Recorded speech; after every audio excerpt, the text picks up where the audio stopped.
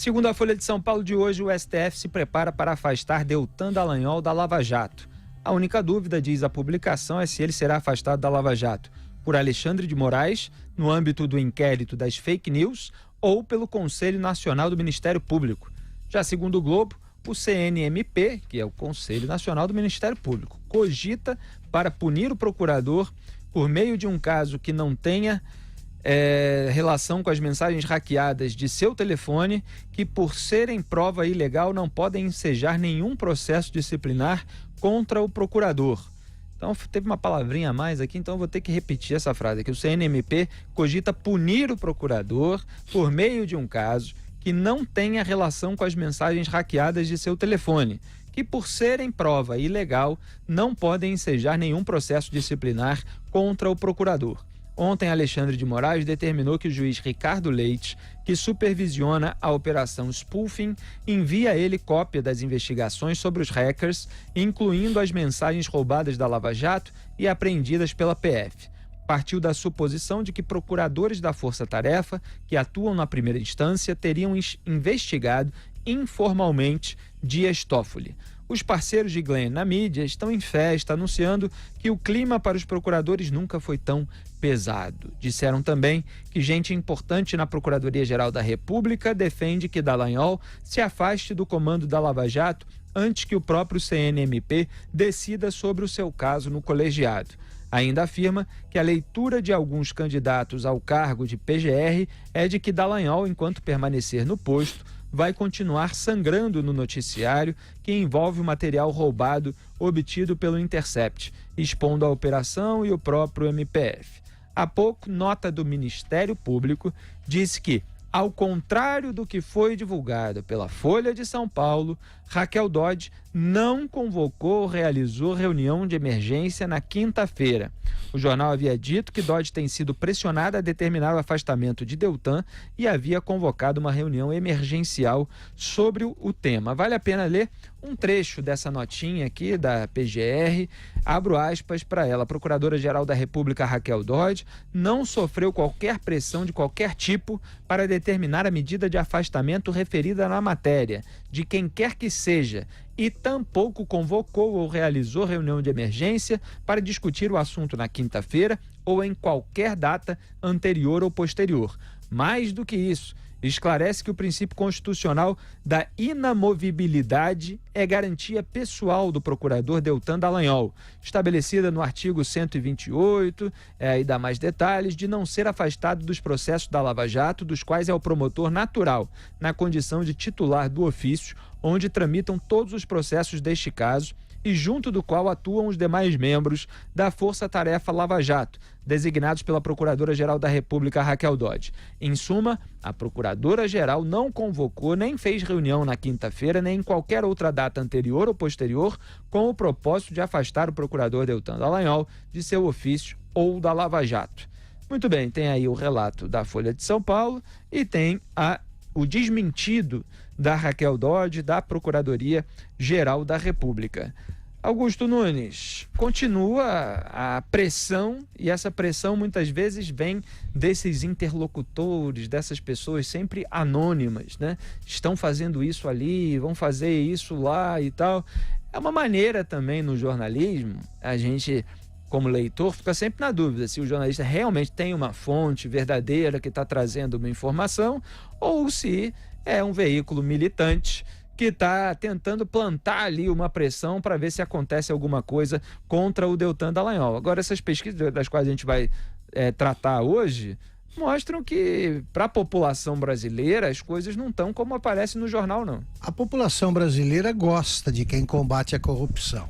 Quem não gosta de quem combate a corrupção é o corrupto, os seus parentes, os seus advogados e os seus protetores no judiciário, que infelizmente não são poucos, e há vários deles infiltrados no Supremo Tribunal Federal. O Supremo Tribunal Federal está agindo como se ele fosse dispensado até do exame no juízo final, do julgamento do juízo final. Eles vão diretamente para o céu, porque são anjos sem escala. Porque a Receita Federal não pode investigar. Aparece qualquer movimentação financeira suspeita no COAF, tem que parar. Eles são acusados por cafajestes, vigaristas, ladrões de dados pessoais, e essa palavra vale para que eles tentem afastar o Dallagnol. Por quê? Qual é o pecado que ele cometeu? Tentar durante todo o tempo punir quem merece. É só isso que ele fez. Bandido. Ele prende. Agora, é claro que o povo gosta de bandido, e quem não gosta é a turma do... O povo não gosta. Precisa parar com a sangria. É o que disse o Romero Jucá, e é o que pensa. Estancar a sangria. É o que disse o Romero Jucá e é o que pensa muita gente. Então tá aqui. O Conselho Nacional do Ministério Público cogita punir o procurador por meio de um caso que não tenha relação. Claro. Como é que vai punir por causa de mensagens hackeadas por delinquentes, mensagens que não foram periciadas, são ilegais? Como é que vai punir? Agora, vão punir por quê, então? Porque prendeu demais, porque combateu demais a corrupção. Quer dizer, é muito cinismo. Eu quero ver, repito, até onde vai a insolência do Supremo. O Supremo não pode, muita gente já não pode andar na rua. Vamos ver quem consegue ter condições de exercer o cargo, se eles forem longe demais. Eles estão fazendo o papel que foi feito pelo Congresso e pelo Parlamento italiano, quando fez o que pôde para parar a operação, para bloquear o avanço da Operação Mãos Limpas. Só que a Lava Jato não vai parar, porque o povo brasileiro não vai permitir. E eu repito aqui o que eu comentei ontem, na verdade, na formulação que eu coloquei no Twitter depois do programa. Depois da censura à revista Cruzoé, o inquérito aberto pelo Dias Toffoli, sem objeto específico, para punir quem incomodar ministros do Supremo Tribunal Federal, serve agora para suspender a apuração da Receita Federal em outra decisão do delegado, entre aspas, que é como o próprio Dias Toffoli se referiu ao Alexandre de Moraes, naquela conversa que eu citei aqui outro dia. E eu perguntei, vão mandar fechar o TCU, o Tribunal de Contas da União, por mostrar a farra das passagens de seus cônjuges, quer dizer, dos cônjuges dos ministros do Supremo Tribunal Federal? A gente vai tratar hoje de cada um desses casos, mas é só para mostrar, porque nesse assunto, nessa pauta que eu comecei aqui a ler hoje, a gente está fazendo uma referência, quer dizer, a Folha fez, na verdade, ao inquérito das fake news aberto pelo Dias Toffoli, presidente do STF, porque Felipe, ficou a dúvida, de acordo com a publicação, se o Deltan Dallagnol seria afastado pelo Alexandre de Moraes dentro desse inquérito ou pelo CNMP, o Conselho Nacional do Ministério Público. Então, eu só faço questão de lembrar aos ouvintes e espectadores o absurdo que é esse inquérito, que é criticado por todo mundo que entende direito e não é militante, né? E eu critiquei aqui desde o primeiro dia, não me lembro se foi até em tempo real nesse programa, porque é um inquérito aberto sem objeto específico. O cara simplesmente abriu um inquérito, o Supremo Tribunal Federal virou órgão investigador agora, né? E simplesmente tudo que se fala contra um ministro do Supremo Tribunal Federal, mesmo que seja num documento oficial ou qualquer indício que se tenha sobre um ministro, eles vão lá e dão um jeito de brecar tudo. Dão um jeito de melar tudo, de paralisar, de suspender. Então esse inquérito ele é um absurdo por natureza. E as decisões que estão sendo tomadas dentro dele são mais absurdas a cada dia. Foi a censura a um veículo de comunicação e agora é essa suspensão aí de apuração da Receita Federal, que não fica nem um pouco clara, porque na decisão do Alexandre de Moraes não tem nada ali que comprove que houve uma ilegalidade contra o Dias Toffoli. Tem simplesmente, na dúvida, vamos blindar o Supremo Tribunal Federal. É isso que eles estão fazendo, Augusto. Felipe, é isso que eu queria te perguntar. Como é que faz para enquadrar nesse inquérito da fake news o Dallagnol? Cabe tudo, é isso? Falou com ele teria investigado o Toffoli, já vale, enquadra aí? Você vê o grotesco que é, Augusto, um inquérito sobre fake news, que são notícias falsas. Aí você vai enquadrar um procurador da Lava Jato pela suposta atuação, por aquilo que eles gostariam que tivesse sido a atuação dele durante a Lava Jato.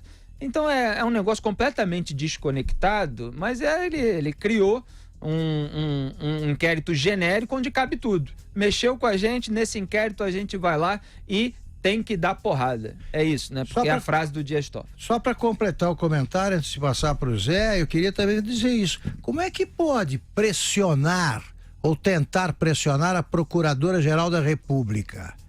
Que se ela é a única que pode investigar os casos ligados ao Supremo, irregularidades, certo, Zé Maria? E se ela é pressionada, é uma piada essa história de que ela pode investigar alguma coisa, até porque, se eu tiver enganado, você me corrige, a Procuradoria-Geral da República, para investigar o Supremo, tem de ter a aprovação do Supremo, não é isso? Autorização. Zé? Autorização. Então, você acha que esse Supremo vai autorizar alguém a investigá-lo? Pode investigar, a Receita Federal pode fazer o que quiser com as minhas contas. COAF também. Por que eles estão com medo? Que devem, né? Fala, Zé Maria. Pois é, a situação é séria, viu? A gente ontem pensava de uma maneira muito abstrata aí na possibilidade de afastamento de alguns integrantes da Lava Jato, não só do Dallagnol. E agora a situação fica mais grave, porque o ministro Luiz Fux terá acesso a todo o conteúdo hackeado. Ele aproveitou um pedido do PDT, que nem pensou nessa história de tirar procuradores da Lava Jato e nem pensou em requerer o conteúdo, mas aí no despacho o vice-presidente do Supremo decidiu levar para o Supremo um assunto que nem é investigado e nem é considerado prova, já que é ilegal, ou seja, os diálogos que foram roubados dos telefones dos procuradores. Diante disso, a expectativa, Augusta, ninguém sabe exatamente o que tem nos diálogos, mas com certeza haverá deslizes pessoais, um jeito de falar, uma frase aqui outra ali, que isso pode ser interpretado como agressão aos senhores ministros do Supremo Tribunal Federal, e esta é a situação grave do momento. Já há ministros no Supremo dizendo que trata-se da crise mais grave na justiça brasileira, na história do país.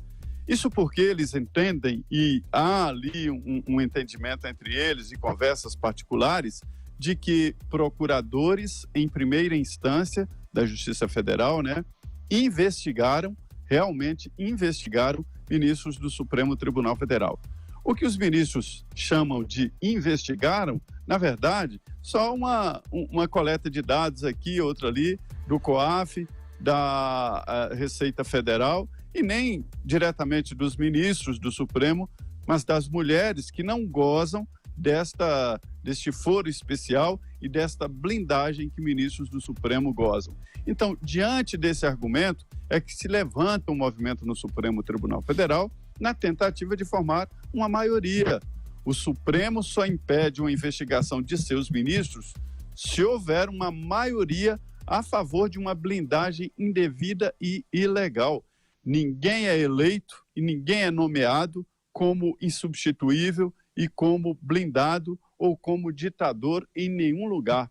Ele tem limites, e os limites do Supremo são altos demais, porque o Supremo pode muito, mas não pode tudo. Mas existem sim limites. E onde está esse limite? Na opinião pública. Nós acabamos de ver aqui no Paraguai o que a força da opinião pública fez desmanchar um contrato legalmente assinado entre Brasil e Paraguai na binacional. Estou dizendo isso para mostrar que o mundo mudou. Não foi só o Brasil que mudou, o mundo mudou e a opinião pública vale muito. Então você está certo, a Constituição blindou o Supremo Tribunal Federal, pensando na possibilidade de um ditador que viria do Executivo ou mesmo do Legislativo, e esqueceu que o Supremo Tribunal Federal poderia agigantar-se tanto que se tornasse invencível, e aí está, é o Supremo que tem todas as armas, e o resto do país desarmado.